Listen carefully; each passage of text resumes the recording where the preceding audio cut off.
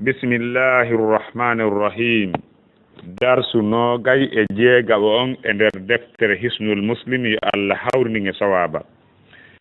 haani hiɗen e nder julde ko du'aaji waɗete ɗin ka nder julde. e nder ɗin du'aaji hiɗen fewndi ka ɓantagol ka ruku'u jooni. karama komin maaki walli fiiɓe ɓe ɗo deftere du'a'u raf'i, du'a ɓantagol minar ruku'i, immorde ka ruku'u. du'a ɓantagol ka ruku'u en andi ko wowlete kon ka ruku'u ɓaawo ɗo. joni noon nde hiɗen ɓanto ka ruku'u ko honɗum wowleten ɗo no senditi jeɓe ɗiɗi. si tawi ko neɗɗo juulowo on ko kanko tu woni juulande hoore makko, bimana ko fadde ko o weddiɗo, ma ko o julnowo ko kanko woni julnude ko almami, nde himo ɓanto o ɓantoray sami allahu liman hamida, sami allahu liman hamida, hamida ko ɗum o ɓantorta. si tawi woni o ɓantike o feewi o darike feewi yette o wi'a rabbana walakal hamdu hamdan kathiran tayyiban mubarakan fih. eyo si tawi noon ko wonaɗo julnede, si almami on wi'i sami allahu liman hamida, ko hamida goy na hamda, na sukkunoni e hoore mimi on.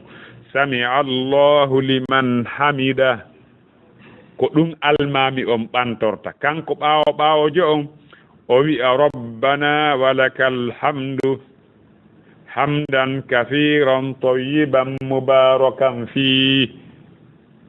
donc haray no woodi wi'uɓe salliba almamiba ɓe fof ɓe yani wonɗo julnude e wonɗo wonaɗo julnede, ɓe fof ɓe wi'a sami allahu liman hamda. kono haray Muhammad bun Salih al Uthaymin hiɓe jikkini wonde koyo almami on e weddiɗo on koyo o ɓantor sami allahu liman hamda, juulanowo hoore mum ma julnowo on yimɓe ɓen, koyo ɓantor sami allahu liman hamda. si o darike o feewi yette o wi'a rabbana walakal hamdu, o ɓeyda ko ɓeydi kon ɗon. amma si tawi ko wonaɗo julnede wi'eteɗo ma'mum, si tawi almami on ɓantori sami allahu liman hamda, kanko ɓaawojo on koyo ɓantor rabbana walakal hamdu. si o feewi o wiya hamdan kathiran tayyiban mubarakan fi. donc haray ɗo noon sami allahu liman hamda e hino ɗo firo mum gon joni kadi. sami allahu, allah nanani ko faanda o nanani, allah jaabinani liman hamdahu wonande on yettuɗomo. oɗo noon sami allahu liman hamda hadisi makko on ko aba hurayra woni ko filli, huwa abu hurayra. donc amma rabbana walakal hamdu on ko rifa'ata ibnu rafi az-zuraqi ko o woni ko filli on ɗon hadis. donc haray sami allahu, allah nanani ko faanda ɗo ko o jaabinani liman hamidahu wonande on yettuɗomo. o jaɓi yettore yettuɗomo, o jaɓani nodduɗomo on, o jaɓi ko ɗum faanda ɗum. allah jaɓani liman hamidahu wonande on yettuɗomo, ko ɗum li on arana yeeso, o jaabinani wonande yettuɗomo on. rabbana joomi amen walakal hamdu ko an wodani yettore. ɗo no mari jeɓe nayi, kala ko on tigi wooli e mun no joli e dindi. si tawi on tigi wi'i o rabbana lakal hamdu, ko hon ɗum manki ɗo, ko waaw on ayi wattali waaw no sella. rabbana lakal hamdu no sella nani, a faami. rabbana walakal hamdu no sella, ayi ka. rabbana walakal hamdu, ɗa ko lakal hamdu, ɗo walakal hamdu no sella.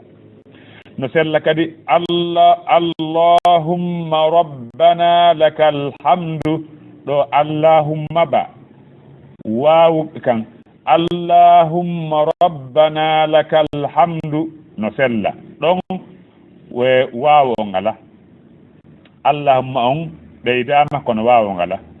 allahumma rabbana walakal hamdu ɗon kam no sella.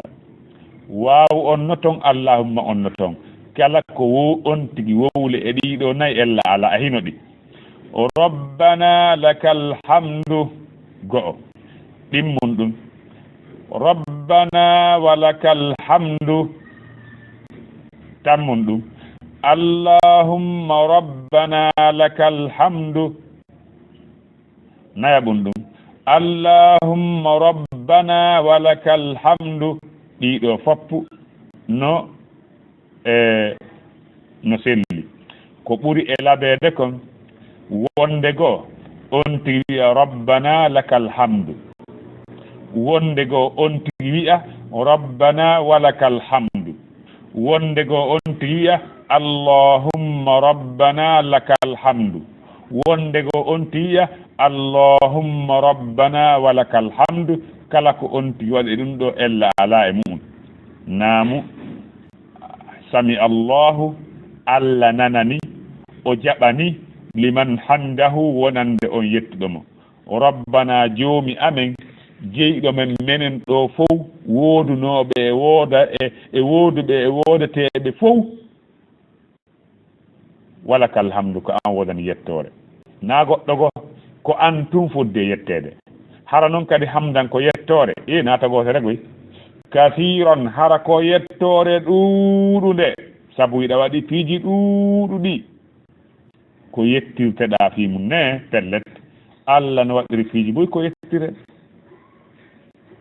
hara kadi noon nden yettore toyiban hara ko laaɓude hoolison hara koko hertani allah subahana wa taala tum mubarakan fi hara ko barkinade e mum bimana hara ko ɓeydutiide kadi hebbina kadi yaaji ɗuuɗi nam haray ɗum ɗo si tawi wonɗo juulde on wona bimana wonɗo janngude on misal joni ko yummirawo nayejo ma hara ko mawɗo nayejo ma hara ko paykum boobo hum haray ko ɗo ɓe hattante taho na ɓe janne ɗi yeeso ga ha ka ɓe hewta niveau ka ɓe wawata andude ɗi yeeso ga donc siko paykum amma siko mawɗo mo wawi andina ɗinɗa tum amma mil as-samawati wa mil al-ardi haray si tawi on tigi ɓeydoyi ella ala si on tigi ɓeydani na hunde ko sunna amma sami allahu liman hamda ko waɗɗi ɗum wonande almami e weddiɗo amma rabbana walakal hamdu